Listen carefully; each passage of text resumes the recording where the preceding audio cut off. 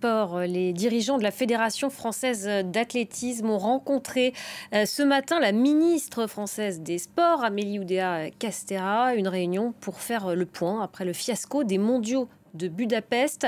Le camp français a en effet décroché une seule médaille d'argent.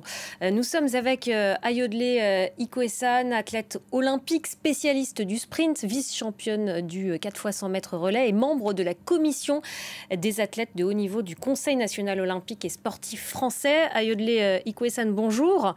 Ikwe-san, bonjour, merci beaucoup d'être avec nous sur France 24.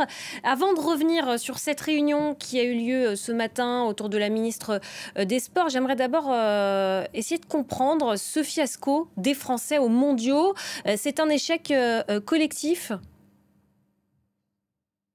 C'est vrai qu'on s'attend à avoir des résultats avant d'organiser les Jeux, quand on est un pays organisateur, en tout cas d'avoir plus de médailles. Donc c'est vrai que ce n'est pas un très bon bilan. Maintenant, moi j'insiste sur le fait qu'il ne faut pas blâmer les athlètes. En tout cas, il faut y réfléchir de manière collective. Et oui, il y a effectivement des choses à faire évoluer pour que les choses évoluent. Mais une médaille avant d'organiser les Jeux, voilà, ce n'est pas un très bon bilan. Dans ce contexte, après cet échec, c'était important de faire le point avec la ministre des Sports. Qu'est-ce qu'on peut améliorer justement aujourd'hui ? Moi, je pense qu'aujourd'hui, il faut faire un bilan de manière beaucoup plus globale, c'est-à-dire que les Jeux olympiques vont se produire dans moins d'un an maintenant.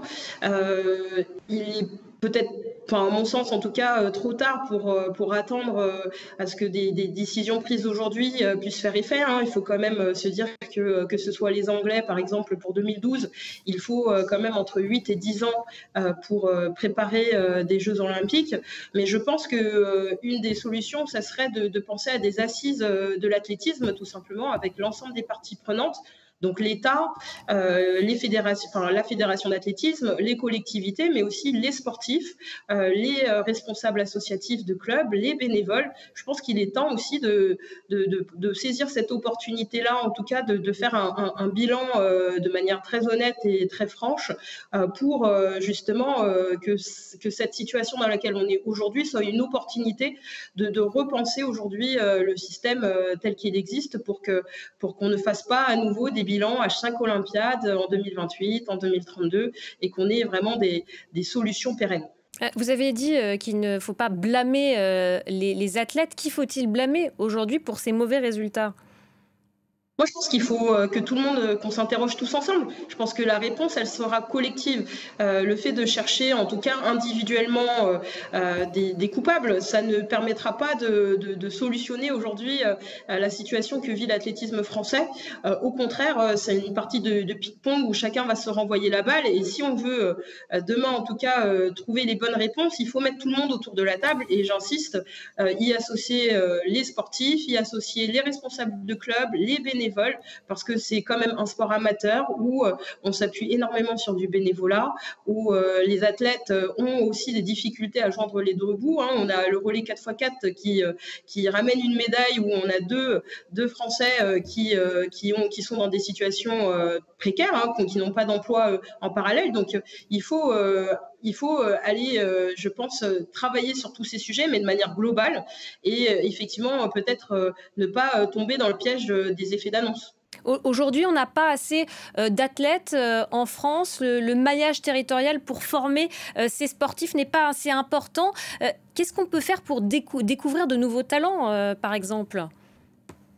Remettre un peu plus de sport à l'école, donner plus de moyens aussi aux clubs, faciliter le double parcours scolaire et sportif pour les athlètes, et puis médiatiser aussi un peu plus le parcours des sportifs de haut niveau. Ça a été dit pendant ces championnats du monde, mais il y a un vrai sujet sur la place du sport en France, sur comment est-ce qu'on raconte le sport en France, et c'est important aussi qu'on puisse travailler sur toutes ces échelles pour que demain on ait déjà plus d'enfants qui font du sport, et donc c'est aussi un enjeu de santé publique. Et dans ces enfants-là, on aura aussi un vivier beaucoup plus important qui s'intéressera, je l'espère aussi, à faire du sport de haut niveau. Aujourd'hui, l'athlétisme n'attire pas assez les jeunes en France ? Aujourd'hui, il y a une difficulté, c'est-à-dire qu'il y a, l'athlétisme, qu'on pratique tout petit et puis il y a après, cette frontière avec le haut niveau, hein, qui nécessite, beaucoup d'engagement, qui nécessite de travailler dur, qui aujourd'hui, ne permet pas, à beaucoup d'athlètes, d'en vivre et donc pour beaucoup d'athlètes, faire de l'athlétisme à haut niveau, ça veut dire aussi avoir un travail à temps plein en parallèle et ça clairement, ça ne donne pas envie à des jeunes, de faire de l'athlétisme à haut niveau.